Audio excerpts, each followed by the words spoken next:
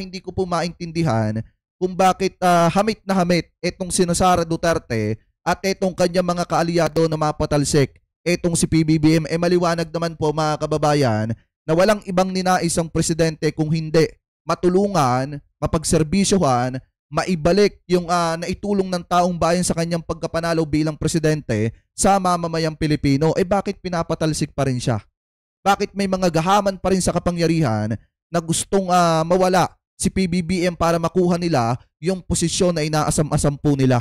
Katulad na lamang mga kababayan nito, pakinggan po natin. Kayo dahil papunta na tayo ron. Huwag ka na mag-isip na ay nako, tambaluslos. Maglaglagan na kayo dahil papunta na tayo ron. Huwag ka na mag-isip na meron pang masasalba sa inyong dalawa. Pareho kayong lalaglag dahil ang galit ng taong bayan ngayon, napakatindi, lalong-lalo na laban sa korupsyon. At alam na natin ngayon na hindi lang ikaw ang babagsak pagdating sa korupsyon, pati na si Marcos Jr. Dahil nga, o paano babagsak si PBBM pagdating sa korupsyon? Maliwanag nga na si PBBM ang nagsiwalat na may matinding korupsyon at isiniwalat ni PBBM yung mga malalaking sindikato na nasa sa kanyang gobyerno, mga kababayan. Sa madalit salita, binangga ni PBBM yung mga sindikato na nasa gobyerno po niya. So paano babagsak ang presidente dyan, Aber?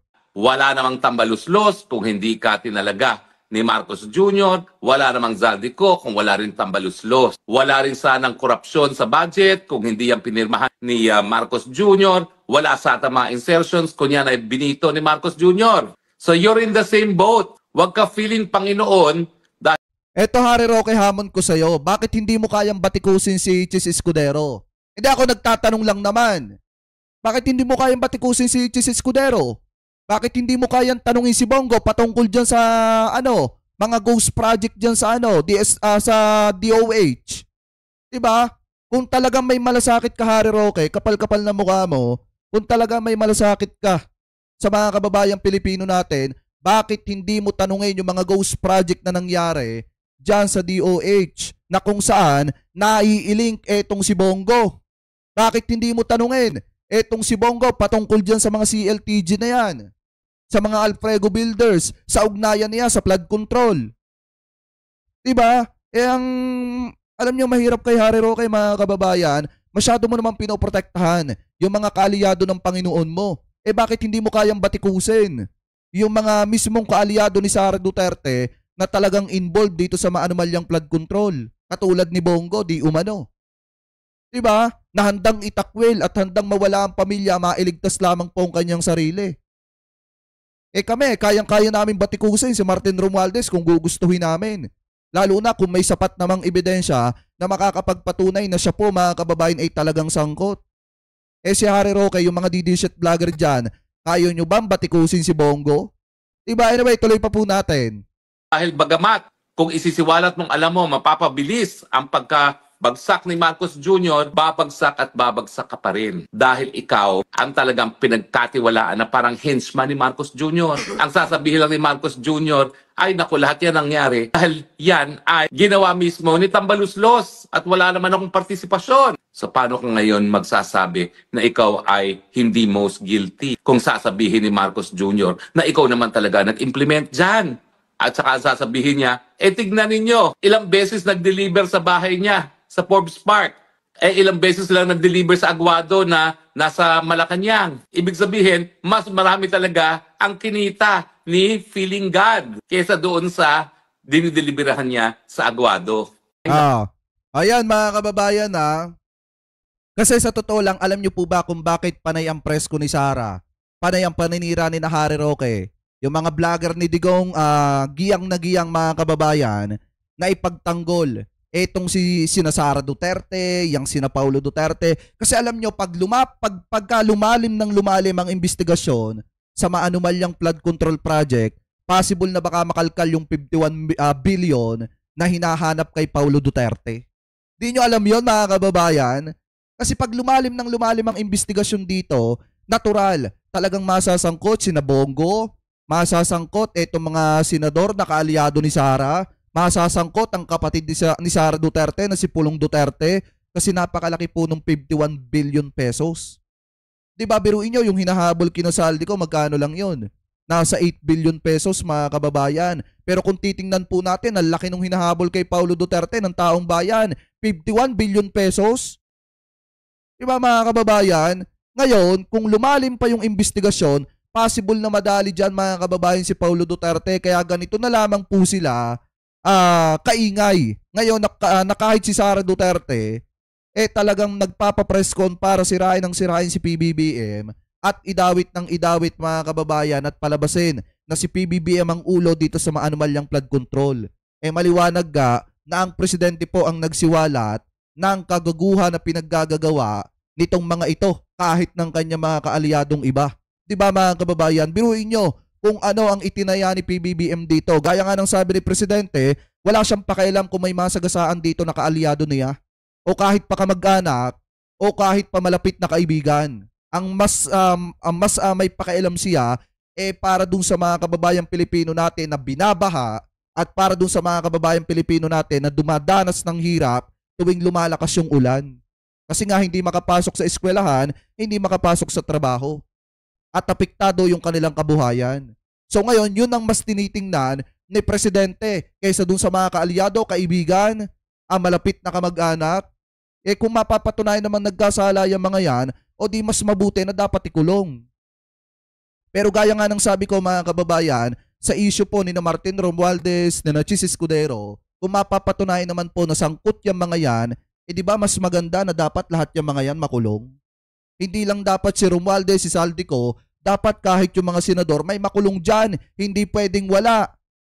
Kasi unfair naman kung makukulong lang yung mga kongresista, tapos yung mga senador hindi. Di dapat mas maganda kung sino yung mapapatunayan na nagkasala po talaga, dapat po yung mga yun ang makulong. Kung nagkasala si Romualdez, dapat siyang makulong. Kung totoo man yung mga aligasyon sa kanya.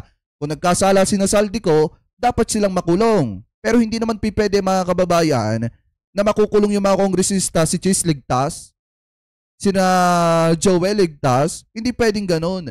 Dapat lahat sila makulong kung mapapatunayan na sila po ay tumanggap talaga ng pera galing po sa maanumalyang flood control. Ano po? Anyway, mga kababayan, kayo po, ano po masasabi ninyo? Hingil po mga kababayan sa topic na yan, na kung saan pinapalabas ni Sara Duterte na hindi daw po nagtatrabaho si PBBM. Pero kita nyo naman po kung gaano kabilis magtrabaho ang presidente na tugunan yung pangangailangan ng mga kababayang Pilipino po natin. At kung makikita nyo pa nga, mismong taong bayan ang saksi, gaya nga ng sabi ko sa inyo. Wait lang, pakita ko sa inyo mga kababayan. Eto may nakita akong bidyong mismong taong bayan ang nagsasabi na kung gaano po kabilis ang trabaho. Ay hindi, pakita ko pala muna sa inyo itong nakita natin. Wait lang ito. Eto.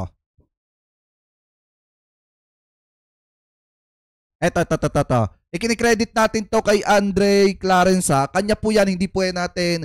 Gagawan lamang po natin ng reaction video. Kasi dito nyo makikita kung gaano katanga yung mga DD shit. Eto, PBBM supporter to, PBBM vlogger to mga kababayan Sumusuporta to sa gobyerno ni PBBM. Meron lang siya nakitang video. Hi guys! Na kung saan mga kababayan makikita nyo kung gaano talaga kadesperado yung mga DD shit na patalsikin si PBBM sa pwesto. Eto, i-play po natin. Welcome to my... Marcos! Kung hindi ka bababa Ito mga kababayan Tingnan nyo itong isang DD shit na to. sa pwesto mo, tatalon ako dito. Diba? Panoorin mo, tatalon ako. Marcos! Kung hindi ka bababa sa pwesto mo, Sige! tatalon ako dito. Suportahan pa kita! Kita nyo, diba sa sobrang pagkasolid kay Sara Duterte, nabaliw na rin? Sa pwesto mo. Kung hindi ka bababa sa pwesto mo, tatalon ako dito. Bababa sa pwesto mo, tatalon ako dito. Panoorin mo, tatalon ako. Marcos! Biruin niyo ako, hindi daw bababa sa pwesto si PBBM. Tatalon daw itong isang DD shit mga kababayan dun sa kanyang ginagawang project. Diba? Ganyan katanga sa totoo lang. Ganyan na kabobo itong mga DD shit na ito. Pasintabi po hindi ako marunong magsalita ng mga ganyan, pero sa totoo lang, ganyan po talaga sila katanga. Diba? Sa pagsuporta sa mga Duterte. Ito, wait lang, ulitin natin ng konti. Handang tumalon para lang mag-resign si PBBM. Welcome to my... Marcos! Kung hindi ka bababa sa pwesto mo, tatalon ako dito. Panoorin mo. Tatalon ako. Diba? Marcos! Diba mga kababayan, alam nyo sa totoo lang na nakakaawang nakakarumi itong mga DD shit na ito. Bakit? Kasi hindi ko naman po nila lahat kasi handa silang magbuwis ng kanilang walang kwentang buhay, ika nga mga kababayan, pasintabi po, para lamang po sa walang kakwenta-kwentang bagay. Bakit ko nasabing walang kwentang buhay? Kasi unang-una mga kababayan, biruin nyo yung buhay nila handa nilang aksayahin, iniaalay nila para kay Digonggong. Yan ba mga kababayan ay matatawag na may kwentang buhay, na yung buhay mo iniaalay mo para kay Digonggong? Diba? Saglip na gumawa ka ng kapaki-pakinabang para maging mabuti ka namang ehemplo sa mga kamag-anak o kapamilya mo o ibang tao, ang pinagagagawa pa nila mga kababayan, puro kagaguhang ganyan. Anyway, eto, i-play po natin yung nakita natin ng mismong taong bayan na nagsasabi kung gaano po kasipag si PBBM. Eto, i-play po natin. Happy kami na personal kaming binisita ni BBM.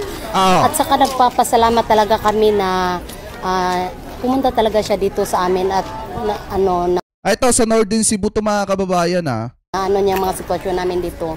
Masaya ma'am. Kasi nabigyan din kami taon gumamit ito balik isang taon kasi para makapagsimula. Happy kami na personal kaming binisita ni BBM at saka nagpapasalamat talaga kami na pumunta talaga siya dito sa amin. Ano yung parang isang taon isang taon bang ipinagagamit para makapagsimula sila? Wait ka lang, tuloy natin. At niya mga sitwasyon namin dito. Masaya ma'am. Kasi nabigyan din kami taon gumamit ito balik isang taon kasi para isang taon. Happy kami na personal kami. Para makapagsimula nga naman sila mga kababayan. Kasi alam nyo, sabi ko nga sa inyo, taong bayan lang naman na makakapagsabi kung si PBBM ba ay nagtatrabaho o hindi. Ayan masayang masaya sila kasi personal po silang binisita ni PBBM mga kababayan. At nalaman ng presidente yung kanilang pangangailangan. Kasi bibihira lamang po talaga ang presidente na may malasakit sa mga kababayang Pilipino po natin. Ito pa mga kababayan Tingnan nyo ito pa. Yan. Aming tulong ang modular house. Actually sa DSUD, first time po ito na itong binigay namin tulong ang modular houses. Dati ibang tulong na binibigay namin, we are not into quick response. Ngayon lang po, very first time ito in the whole country na Cebu. Ito na ngayon, makita natin yung modular units. And gagawin po din ito ng DSUD at other cooperating agencies sa Davao. Actually, first time.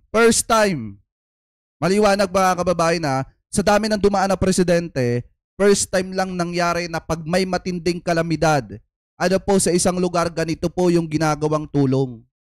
Ganyan po yung inilalaan. Kasi biruin nyo mga kababayan nung una kasi, di ba nung panahon ni Digong kapag binabagyo, ilang pirasong yero lang, ilang pirasong coco lumber, tapos kulang-kulang pa yung mga paku-paku. Ngayon mga kababayan kay PBBM, buo na.